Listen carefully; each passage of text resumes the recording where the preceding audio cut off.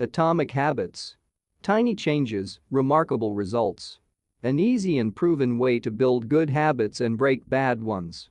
Let's break down the book title into atoms. Atomic means one. An extremely small amount of a thing, the single irreducible unit of a larger system. 2. The source of immense energy or power.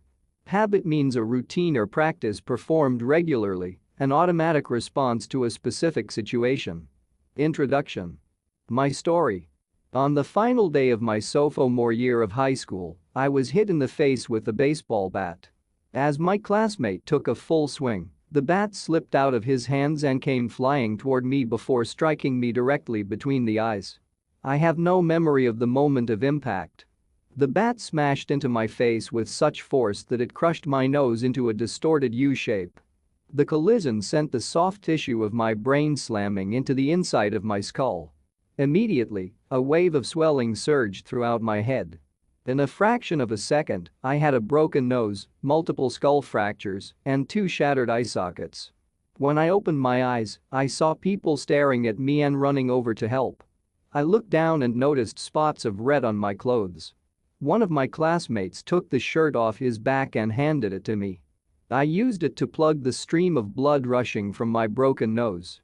Shocked and confused, I was unaware of how seriously I had been injured. My teacher looped his arm around my shoulder, and we began the long walk to the nurse's office. Across the field, down the hill, and back into school. Random hands touched my sides, holding me upright. We took our time and walked slowly. Nobody realized that every minute mattered. When we arrived at the nurse's office, she asked me a series of questions. "What year is it?" 1998, I answered. It was actually 2002. "Who is the President of the United States?" "Bill Clinton," I said. The correct answer was George W. Bush. "What is your mom's name?" I stalled. 10 seconds passed. "Patty," I said casually, ignoring the fact that it had taken me 10 seconds to remember my own mother's name. That is the last question I remember. My body was unable to handle the rapid swelling in my brain, and I lost consciousness before the ambulance arrived. Minutes later, I was carried out of school and taken to the local hospital. Shortly after arriving, my body began shutting down. I struggled with basic functions like swallowing and breathing. I had my first seizure of the day. Then I stopped breathing entirely. As the doctors hurried to supply me with oxygen, they also decided the local hospital was unequipped to handle the situation and ordered a helicopter to fly me to a larger hospital in Cincinnati. I was rolled out of the emergency room doors and toward the helipad across the street. The stretcher rattled on a bumpy sidewalk as one nurse pushed me along, while another pumped each breath into me by hand. My mother, who had arrived at the hospital a few moments before, climbed into the helicopter beside me. I remained unconscious and unable to breathe on my own as she held my hand during the flight. While my mother rode with me in the helicopter, my father went home to check on my brother and sister and break the news to them. He choked back tears as he explained to my sister that he would miss her 8th grade graduation ceremony that night. After passing my siblings off to family and friends, he drove to Cincinnati to meet my mother. When my mom and I landed on the roof of the hospital, a team of nearly 20 doctors and nurses sprinted onto the helipad and wheeled me into the trauma unit. By this time, the swelling in my brain had become so severe that I was having repeated post-traumatic seizures. My broken bones needed to be fixed, but I was in no condition to undergo surgery. After yet another seizure, my third of the day, I was put into a medically induced coma and placed on a ventilator. My parents were no strangers to this hospital. 10 years earlier, they had entered the same building on the ground floor after my sister was diagnosed with leukemia at age 3. I was 5 at the time. My brother was just 6 months old. After 2.5 years of chemotherapy treatments, spinal taps, and bone marrow biopsies, my little sister finally walked out of the hospital happy, healthy, and cancer-free. And now, after 10 years of normal life, my parents found themselves back in the same place with a different child. While I slipped into a coma, the hospital sent a priest and a social worker to comfort my parents. It was the same priest who had met with them a decade earlier on the evening they found out my sister had cancer. As day faded into night, a series of machines kept me alive. My parents slept restlessly on a hospital mattress. One moment they would collapse from fatigue, the next they would be wide awake with worry. My mother would tell me later, "It was one of the worst nights I've ever had." My recovery. Mercifully, by the next morning my breathing had rebounded to the point where the doctors felt comfortable releasing me from the coma. When I finally regained consciousness, I discovered that I had lost my ability to smell. As a test, a nurse asked me to blow my nose and sniff an apple juice box. My sense of smell returned, but to everyone's surprise the act of blowing my nose forced air through the fractures in my eye socket and pushed my left eye outward. My eyeball bulged out of the socket, held precariously in place by my eyelid and the optic nerve attaching my eye to my brain. The ophthalmologist said my eye would gradually slide back into place as the air seeped out, but it was hard to tell how long this would take. I was scheduled for surgery 1 week later, which would allow me some additional time to heal. I looked like I had been on the wrong end of a boxing match, but I was cleared to leave the hospital. I returned home with a broken nose, half a dozen facial fractures, and a bulging left eye. The following months were hard. It felt like everything in my life was on pause. I had double vision for weeks, I literally couldn't see straight. It took more than a month, but my eyeball did eventually return to its normal location. Between the seizures and my vision problems, it was 8 months before I could drive a car again. At physical therapy, I practiced basic motor patterns like walking in a straight line. I was determined not to let my injury get me down, but there were more than a few moments when I felt depressed and overwhelmed. I became painfully aware of how far I had to go when I returned to the baseball field 1 year later. Baseball had always been a major part of my life. My dad had played minor league baseball for the St. Louis Cardinals, and I had a dream of playing professionally, too. After months of rehabilitation, what I wanted more than anything was to get back on the field. But my return to baseball was not smooth. When the season rolled around, I was the only junior to be cut from the varsity baseball team. I was sent down to play with the sophomores on junior varsity. I had been playing since age 4, and for someone who had spent so much time and effort on the sport, getting cut was humiliating. I sat in my car and cried as I flipped through the radio, desperately searching for a song that would make me feel better. After a year of self-doubt, I managed to make the varsity team as a senior, but I rarely made it on the field. In total, I played 11 innings of high school varsity baseball, barely more than a single game. Despite my lackluster high school career, I still believed I could become a great player. And I knew that if things were going to improve, I was the one responsible for making it happen. The turning point came 2 years after my injury, when I began college at Denison University. It was a new beginning, and it was the place where I would discover the surprising power of small habits for the first time. How I learned about habits. Attending Denison was one of the best decisions of my life. I earned a spot on the baseball team and, although I was at the bottom of the roster as a freshman, I was thrilled. Despite the chaos of my high school years, I had managed to become a college athlete. I wasn't going to be starting on the baseball team anytime soon, so I focused on getting my life in order. While my peers stayed up late and played video games, I built good sleep habits and went to bed early each night. In the messy world of a college dorm, I made a point to keep my room neat and tidy. These improvements were minor, but they gave me a sense of control over my life. I started to feel confident again. And this growing belief in myself rippled into the classroom as I improved my study habits and managed to earn straight A's during my first year. A habit is a routine or behavior that is performed regularly and, in many cases, automatically. As each semester passed, I accumulated small but consistent habits that ultimately led to results that were unimaginable to me when I started. For example, for the first time in my life, I made it a habit to lift weights multiple times per week, and in the years that followed, my 6-foot 4-inch frame bulked up from a featherweight 170 to a lean 200 pounds. When my sophomore season arrived, I earned a starting role on the pitching staff. By my junior year, I was voted team captain and at the end of the season, I was selected for the all-conference team. But it was not until my senior season that my sleep habits, study habits, and strength training habits really began to pay off.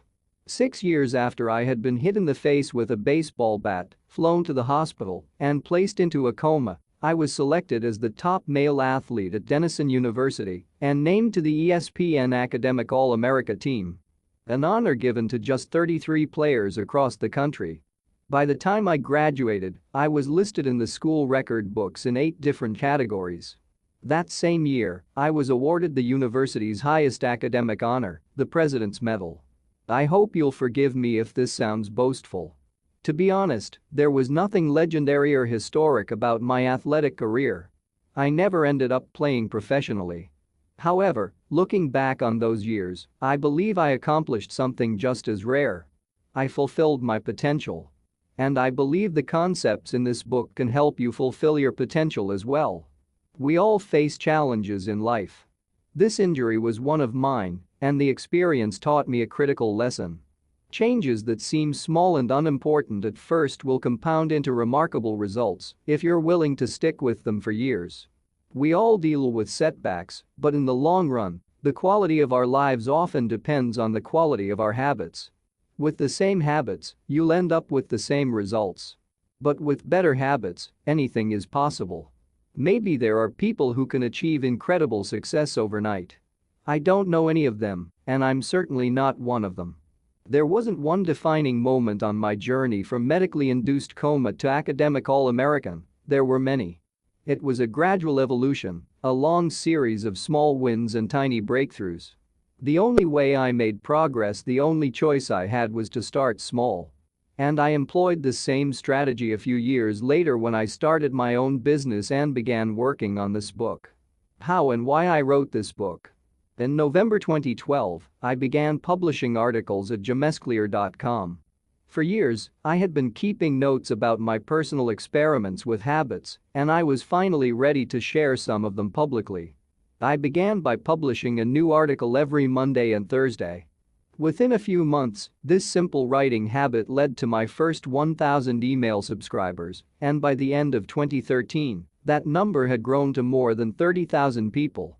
In 2014, my email list expanded to over 100,000 subscribers, which made it one of the fastest-growing newsletters on the internet. I had felt like an imposter when I began writing 2 years earlier, but now I was becoming known as an expert on habits, a new label that excited me, but also felt uncomfortable. I had never considered myself a master of the topic, but rather someone who was experimenting alongside my readers. In 2015, I reached 200,000 email subscribers and signed a book deal with Penguin Random House to begin writing the book you are reading now. As my audience grew, so did my business opportunities. I was increasingly asked to speak at top companies about the science of habit formation, behavior change, and continuous improvement. I found myself delivering keynote speeches at conferences in the United States and Europe. In 2016, my articles began to appear regularly in major publications like Time, Entrepreneur, and Forbes. Incredibly, my writing was read by over 8 million people that year. Coaches in the NFL, NBA, and MLB began reading my work and sharing it with their teams. At the start of 2017, I launched the Habits Academy, which became the premier training platform for organizations and individuals interested in building better habits in life and work.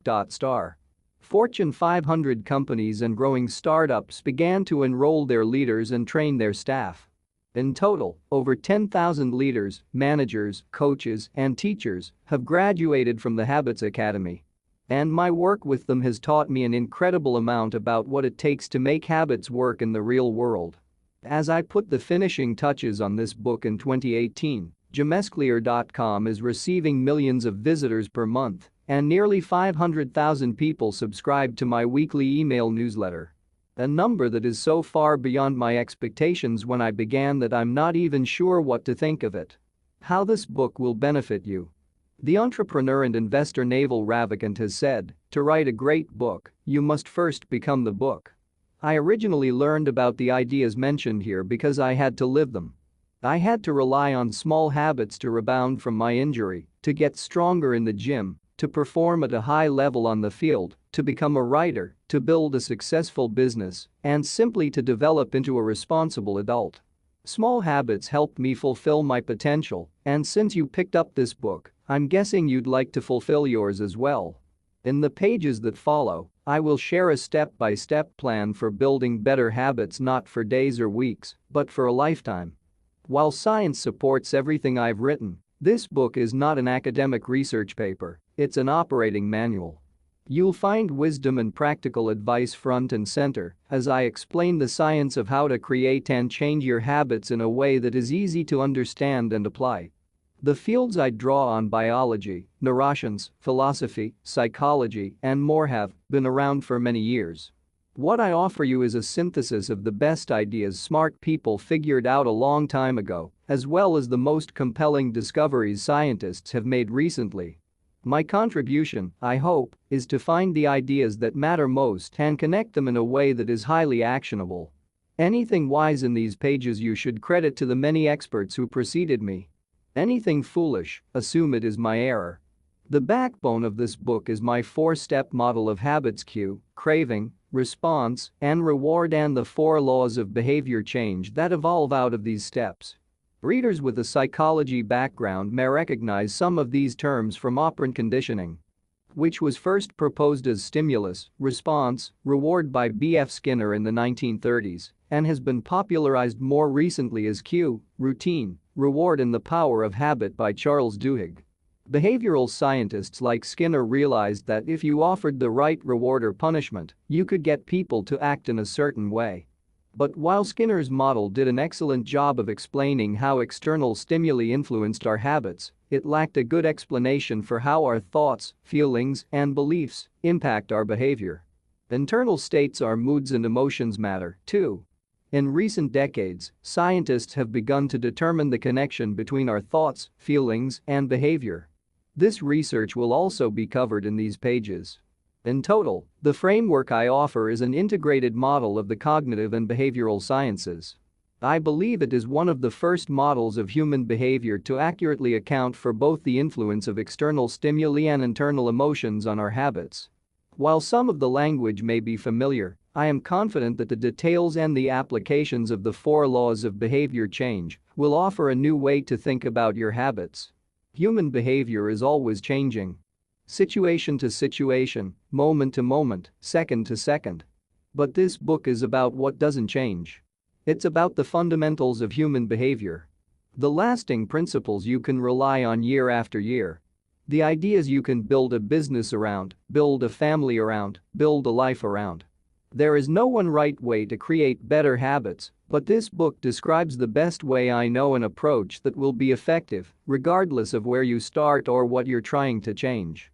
The strategies I cover will be relevant to anyone looking for a step-by-step system for improvement, whether your goals center on health, money, productivity, relationships, or all of the above. As long as human behavior is involved, this book will be your guide.